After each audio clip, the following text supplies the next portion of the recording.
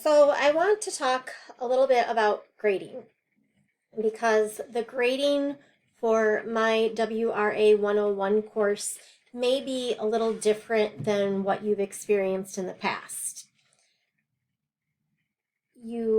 From our course website, if you go to the syllabus, you can come down to the grading section, and there's a nice little video that kind of talks about degrading education, or how grades can sometimes prevent learning because we get so focused on earning points, getting the grade that we want, because grades are important to some people, to some audiences. They matter. But do they always tell the full story of what we've actually learned? And so I use kind of a labor-based type of grading system that lets you kind of decide what's the best way for me to show that I'm learning, what grade do I want, and how am I going to get there. So I'm going to show you just a few things here. At the bottom, you'll kind of see that we're going to go through a writing process for each assignment. For each assignment, I will ask you to write some type of a goal, something that you hope to learn about writing through this particular project. Now, you won't have to do that before you kind of get a chance to overview the project and see what it might be, but I'm going to ask you to really think about what in this project is something that I think is going to stick with me and that I'm going to really learn about. And then you'll have different types of pre-writing things that you'll do. At a minimum, I need you to come to class and to do those activities that we do in class. You will have drafting. At a minimum, you need a first draft. Okay? And you will have a revising. Again, the minimum is, and we'll talk more about this as we get into peer review and the revision process, we're looking for those big changes, not just local. In other words, we're looking at content, not just fixing your grammar. So it might be reorganization, it might be adding things. It's all kinds of different kind of big picture types of changes. The last kind of piece of that writing process, of course, it's always arbitrary, and meaning dates are assigned, but is the publish and share. And each assignment will have some different options or product choices that you can decide which one will be the best way to show that you have learned what you hope to learn through the actual product. Finally, each product, each assignment project will ask you to complete a reflection. And that reflection is actually 50% or 50 points of each project, because learning really happens when we reflect, when we think about it, when we consider what was my process, what did I do, what was I hoping to learn, what was I trying to do, did it work? Maybe it failed this time. Having a little bit of a video fail today with a dog whining in the background. She doesn't like the rain outside too well. So, just that reflection piece, and you can typically decide how you want to present that reflection as well.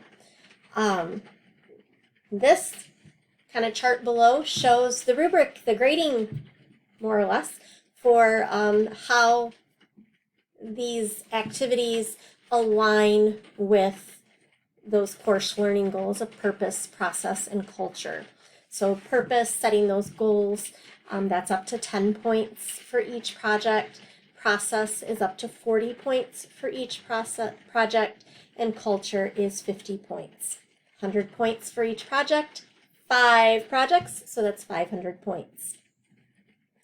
I'm going to come back up to the process because you'll notice that some of the ways that you receive the full amount of points are by doing the minimum expectation, and the minimum for each expectation will basically earn you the 2.0 or the C grade for each assignment.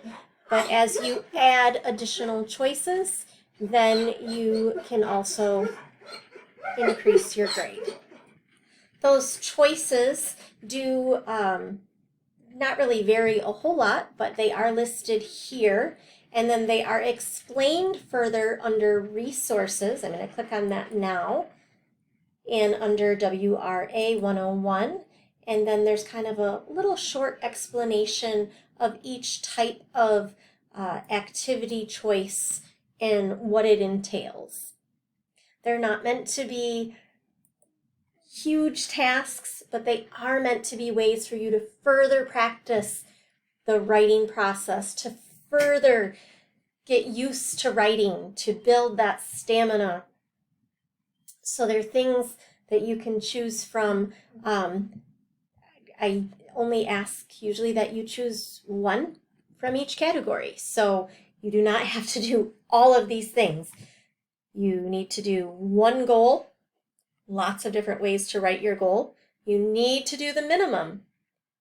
That basically means you got to do the project. And then you choose one of these activities from each category. So you might write those journal prompts every week. I will put up a reading quiz kind of more towards the end of the project so that it kind of captures the reading and the videos that we've done throughout the project. Or you can write a short summary about an out-of-class, on-campus event. So things like career fairs, MRUL, lots of other things that I'll share throughout the course. For drafting, I want to see preferably some type of outline or a visual map, something that kind of shows where am I going with this project, okay? Or you could choose to go to the Writing Center or drop in for a virtual or an in-person office hour with me. And then I also want to see that you're doing the peer review. So you've got a lot of different options for how you might complete your drafting activity choices. Revising minimum, again, looking for those global. I don't just want to see that you put a comma in where you thought one went. I want to see that you're actually making some content changes. Some choices that you would have would include creating revision plans. Again, we'll explain all of those and show you how all of these things work throughout the course. Making sure that you're doing our in-person revision activities. So if you're attending class, you kind of got that one met right there.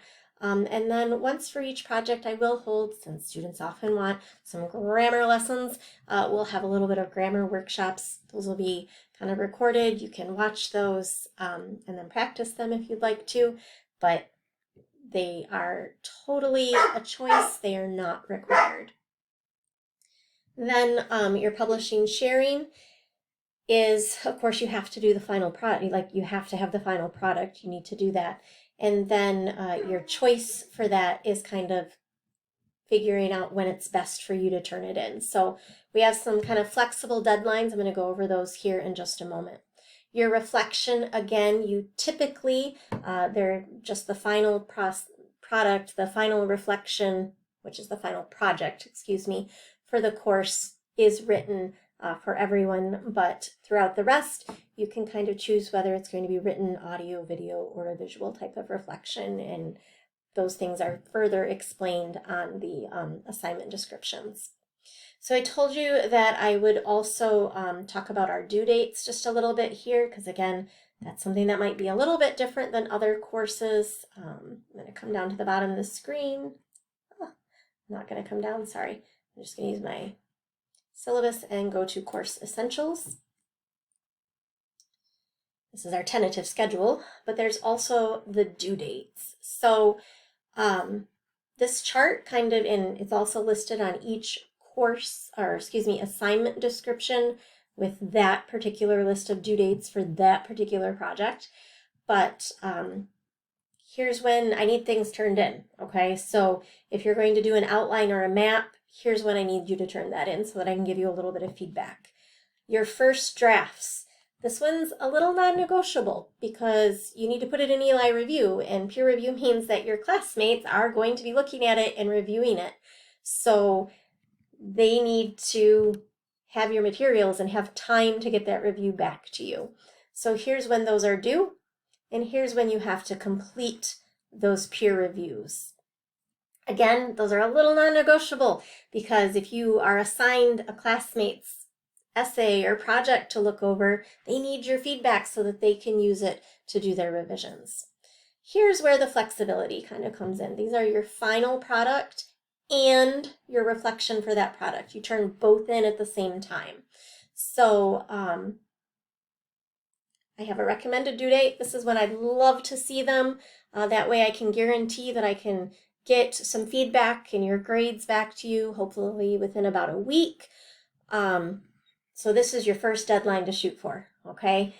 Then, if you need a little extra time, you don't have to ask. You have 4 additional days. Here's when it needs to be turned in. You need a little bit longer. You have an extra week. Okay, so this is a week from its original recommended due date. So here are your possible due dates to kind of work with. If you need more time than 1 week past the recommended due date, you do need to talk to me to make sure that we're going to be able to get that in and get some feedback to you. Now, if you get it in past this recommended due date, it may take me a little bit longer to get your grade back to you because we're already going to be into another project and I'm going to be kind of focusing on that, and it's not the top priority then to be grading those. So just that note, this recommended due date means it's kind of keeping you on track, and here's what we're learning in class. It goes right along with the project we're working on, and you turn it in. It's turned in, we start a new project. If you need those automatic extensions, you don't have to ask. Up to a week, you have that extra time. Turn it in. That's the important piece. Do the work. But you will be overlapping assignments a little bit. So the only project that you cannot turn in late, of course, is the final reflection, because the semester ends and I have to have the stuff in so I can get my grades turned in. So cannot take that after the last day of classes at all. The only one that is not at all flexible. Hopefully that gives you just a little bit more about how the grading works. Again, I know it's a little bit different perhaps than what you are used to. We'll talk about it a lot more in class. You'll actually kind of make a plan for what types of things you want to do so that you earn the amount of points that you hope to earn to get the grade that you want for this class. So for me, it's really a process of giving you some feedback on your writing, helping you see the great things that you're doing and things that you might want to consider working on in future assignments too. And then just saying, yep, you did the work, you did the labor that earns you the grade that you are hoping to earn. So please feel free to email me with any questions. And again, we'll talk about that in class too.